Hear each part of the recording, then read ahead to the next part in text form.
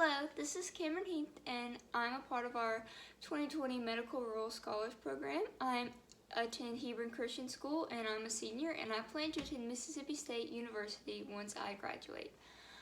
This summer, I have learned so much about all the different types of medical fields and options, and more thoroughly about them and how they're each important and involved in medicine.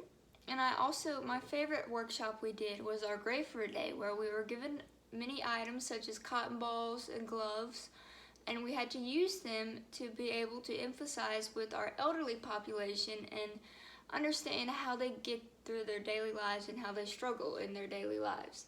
So that was definitely one of my favorite workshops we did this summer. And I just want to thank Ford County Foundation for my scholarship and for allowing me to be able to attend this program and hopefully figure out my future career. Thank you.